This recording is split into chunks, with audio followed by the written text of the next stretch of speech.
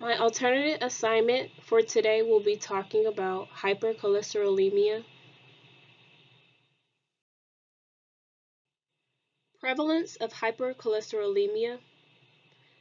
Nearly 94 million U.S. adults aged 20 or older have total cholesterol levels above 200 milligram per deciliter.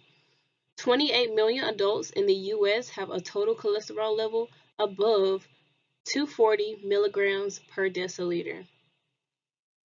Nearly 7% of U.S. children and adolescents ages 6 to 19 have high total cholesterol. Hypercholesterolemia is very common. About 1 out of every 20 people have hypercholesterolemia. Nearly one third of American adults have high LDL-C. On this slide, we will be talking about distribution of hypercholesterolemia in the U.S. So non-Hispanic white men have the least incidence of high LDL cholesterol at 29.4%. White non-Hispanic black men have 30.7%. And Mexican American men have the highest incidence at 38.8%. For women, the rates are nearly equal for non-Hispanic white and Mexican American women at 32% and 31.8%, while high LDL is higher in non-Hispanic black women at 33.6%. 38.2% of adults ages 20 and older have high total cholesterol. Mortality rate. In the United States, the incidence of deaths resulting from heart disease is 30% higher for African Americans when compared to the white population. High cholesterol is estimated to cause 4.5% of total deaths. In 2017, high low density lipoprotein cholesterol was the fifth leading risk factor for death, according to a January 2020 report in Circulation, accounting for 4.3 million deaths. About 1 in 3 deaths from coronary heart disease is due to high cholesterol. So, what is hypocholesterolemia? Hypercholesterolemia is a lipid disorder in which your lower density lipoprotein or bad cholesterol is too high. Hypocholesterolemia is also known as high blood cholesterol. So, what is familial hypocholesterolemia, known as FH? Some people have an inherited genetic condition called FH. This condition causes very high low density lipoprotein or bad cholesterol levels beginning at a young age that, left untreated, could continue to worsen with age. What are the signs and symptoms of high cholesterol? Hypercholesterolemia is typically asymptomatic, so it does not make an individual feel sick or present with obvious signs and symptoms. It's typically discovered through a routine blood work to measure cholesterol levels. So for many older adults, this condition is typically discovered as a result of checking into another problem like a growing heart condition or a problem in the pancreas.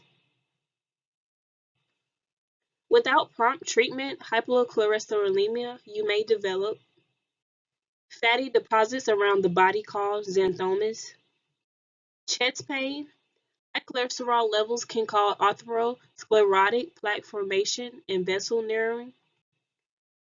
Cholesterol deposits on the eyelid called xanthelasmas. Fatty yellow deposits of cholesterol on the skin, elbow, knees, under the eyes, or around the eyelids. Risk factors. We should ask ourselves what behaviors increase my risk for high cholesterol.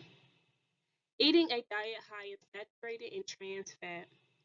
Fat contributes to high cholesterols and related conditions such as heart disease. Not getting enough physical activity. Not getting enough physical activity can make you gain weight, can lead to high cholesterol. Smoking. Smoking also damages your blood vessels, making them more likely to collect fatty deposits. Smoking may also lower high density lipoprotein. If you don't smoke, don't start. And if you do smoke, I've attached a link where you can learn more about tobacco use and ways to quit. Certain factors you cannot control increase your risk for high cholesterol. such as age. Body does not clear cholesterol as efficiently the older we get. Family history, sex, and also diabetes. Diabetes type 2, insulin resistant raises levels of high cholesterol. Complications. High cholesterol can cause a dangerous accumulation of cholesterol and other deposits on the wall of your arteries. These deposits can reduce blood flow through your arteries, which causes complications such as myocardial infarction,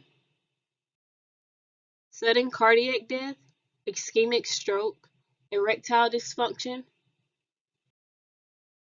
Interventions and ways to prevent high cholesterol.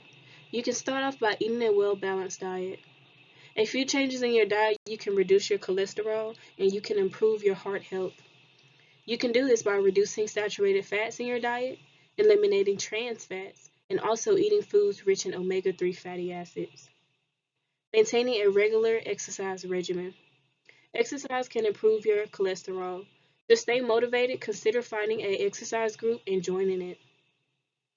Lose weight. Having an extra few pounds contributes to high cholesterol. Small changes add up. Look for ways to incorporate your more activity into your daily routine, such as using the stairs instead of taking the elevator, or you can even park farther from your office. Take walks during your break at work and try to increase your standing activities. Quit smoking. Quitting smoking improves your HDL cholesterol. The benefits also occurs quickly. Within a year of quitting, your risk of heart disease is half that of a smoker. Limit alcohol consumption. Lifestyle interventions and ways to treat high cholesterol. Lifestyle changes such as exercising and eating a healthy diet are the first line of defense, but sometimes it's not enough and your doctor still might recommend medication.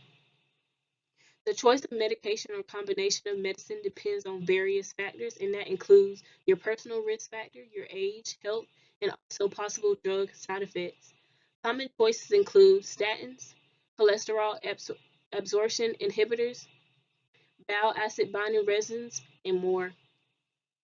Children and cholesterol treatment. Diet and exercise are the best initial treatment for children aged 2 and older who have high cholesterol or who are obese. Children aged 10 and older who have extremely high cholesterol levels might be prescribed cholesterol lowering drugs such as statins. Barriers while dealing with high cholesterol. Barriers will include adhering to a diet and exercise regimen, a lack of knowledge about high cholesterol, lack of self motivation, and lack of time. Overcoming barriers while dealing with high cholesterol. When committing to a lifestyle change, it's never easy. You'll always face many hindrances as you try to change your old habits and your practices.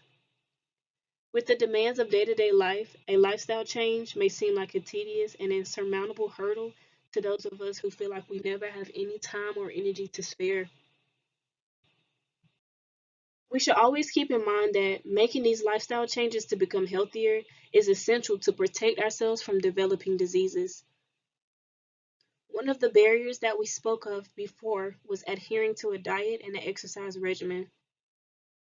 Many of us opt for instant food and takeout because it's more convenient. The downside of it is that it's not always healthy. To address this, we can gradually substitute our food choices with healthier ones. We can encourage ourselves to snack on fruits instead of chips. Another barrier that we spoke of that we can overcome is lack of time. One of our main challenges is transitioning to a healthier lifestyle, and with that takes time. Things like exercising and preparing food require time that most of us don't have with the responsibilities at work, home, our kids, our parents. To meet this challenge, we'll need to be more flexible and we'll have to work with what we have. To eat healthier, you can prepare ingredients in advance and store them so you won't have to chop up veggies and set the meal. You can make adjustments to your routine. Another barrier that we may face while dealing with high cholesterol is our lack of motivation. Why do you want to make a change? For most people, not having the right inspiration is the reason to their failure to shift to a healthier lifestyle. To succeed, you'll have to be serious. You'll always have to set clear goals as you try to go forward in undertaking this major endeavor. Make your goals measurable so you can monitor your progress.